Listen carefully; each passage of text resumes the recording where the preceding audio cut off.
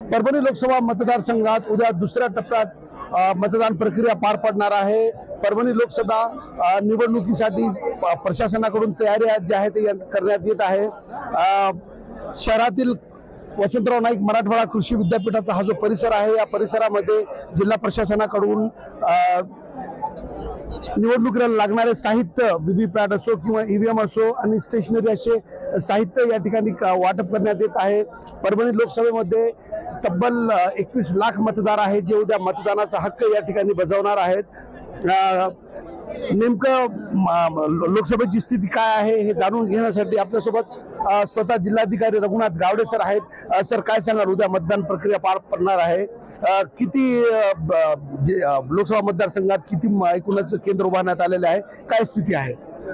17 परभणी लोकसभा मतदारसंघामध्ये परभणी जिल्ह्यातील 4 विधानसभा मतदारसंघ व जालना जिल्ह्यातील 2 विधानसभा मतदारसंघ परतूर आणि घनसावंगी यांचा समावेश होतो।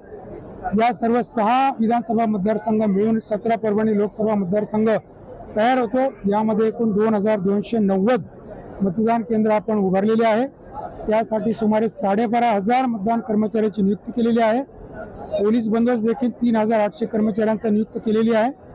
आज रोजी सर्व मतदान कर्मचारी आपलं साहित्य ताब्यात घेत आहे, साहित्याची तपासणी करत आहेत, जेवण करत आहेत आणि सर्व साहित्य तपासणी झाल्यानंतर आपापल्या मतदान केंद्रावरती पोलीस बंदोबस्तात रवाना होणार आहे। सर, एकूण किती मतदान केंद्र संवेदनशील आहेत आणि त्या ठिकाणी काय उपाययोजना करण्यात आल्या आहेत प्रशासनाकडून? 17 परभणी लोकसभा मतदारसंघात एकूण 47 मतदान केंद्र ही संवेदनशील आहेत। या ठिकाणी आपण 100% वेबकास्टिंग करत आहोत, पूर्ण त्याचं रेकॉर्डिंग करत आहोत। त्या ठिकाणी ॲडिशनल मॅनपॉवर, ॲडिशनल बंदोबस्त देखील त्या ठिकाणी आपण ठेवलेला आहे।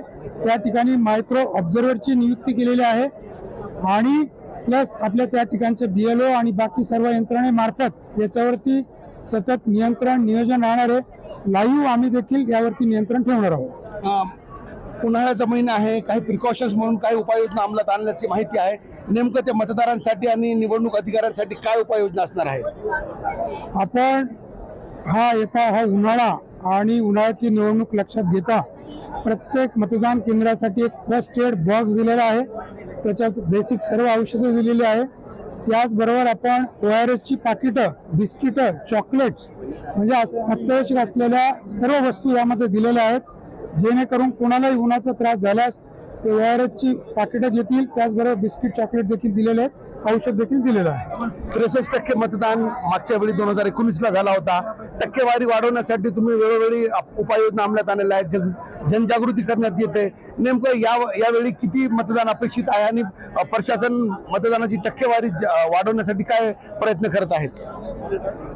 मागच्या लोकसभा निवडणुकीमध्ये 63.10% इतकं मतदान झालं होतं। यावर्षी आमचं 70%चं टार्गेट आहे। या अनुषंगाने भारत निवडणूक आयोगाने PWDचं घरी जाऊन मतदान घेणं, 85 पेक्षा जास्त जे ज्येष्ठ नागरिक आहेत त्यांचं देखील मतदान घरी जाऊन आपण होम वोटिंग घेतलेलं आहे। साधारण 93% आपलं होम वोटिंग झालेलं आहे। त्याचबरोबर बाकी मतदानाचा टक्का वाढवण्यासाठी आपण गेले वर्षभर स्वीपच्या माध्यमातून वेगवेगळ्या ॲक्टिव्हिटी राबवत आहोत। आजही आपल्या स्वीपच्या टीम कार्यरत आहेत। त्यामुळे निश्चितच आपलं महानाट्य असेल, महासंस्कृती महोत्सव असेल, डॉक्टर बाबासाहेब आंबेडकर जयंती असेल, रमजान ईद असेल, यावेळेस आपण लाखो लोकांना मतदान करण्याची शपथ दिलेली आहे आणि स्वीपच्या माध्यमातून त्याचबरोबर Akashvani, social media, hoarding, poster, बॅनरच्या माध्यमातून आपण खूप प्रयत्न केलेले आहेत।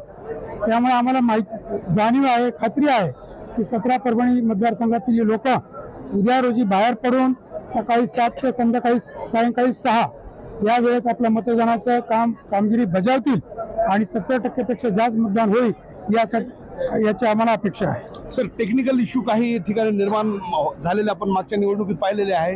यावेळी ईव्हीएम असो, व्हीव्हीपॅटमध्ये काही टेक्निकल अडचण झाल्यास त्या अधिकाऱ्यांनी काय करावं आणि प्रशासनाकडून काय उपाययोजना अंमलात आणण्यात जाणार आहे त्यांच्यासाठी? आपल्याकडे ईव्हीएम मोठ्या प्रमाणात उपलब्ध आहे आणि राखीव जे ईव्हीएम आहे साधारण 30% ईव्हीएम आपल्याकडे रिझर्व्ह आहेत आणि हे तयार करून ठेवलेले आहेत। त्यामध्ये झोनल ऑफिसरला आपण एक सेट देत आहोत। त्याचबरोबर आपण प्रत्येक तालुक्याला QRT तयार केलेले आहे। या QRT कडे पण 2-2 सेट असणार आहेत। ज्या ठिकाणी मतदान यंत्र बंद पडेल अशा ठिकाणी तात्काळ आपल्या QRT आणि झोनल ऑफिसर जे सेक्टर ऑफिसर आहेत ते त्या ठिकाणी भेट देऊन तपासणी करून तात्काळ मतदान केंद्रावरील मतदान यंत्र तात्काळ रिप्लेस करण्याची पूर्ण आपण दक्षता घेतलेली आहे. तर जिल्हाधिकारी रघुनाथ गावडे होते यांनी स्पष्ट केलंय की कुठलाही टेक्निकल अडचण आल्यास तात्काळ सोडवण्यात येईल. तर मागच्या वेळी 63% मतदान झालं होतं आणि यावेळी किमान 70% मतदान होणार असं अपेक्षा या ठिकाणी जिल्हाधिकाऱ्यांनी व्यक्त केली आहे. TV9 ही आवाहन करते, लोकशाहीचा मोठा पर्व आहे, मतदान बाहेर निघा आणि उद्या मतदान करा. कॅमेरा पर्सन सय्यद खिजरसह नजीर खान, TV9 मराठी, परभणी.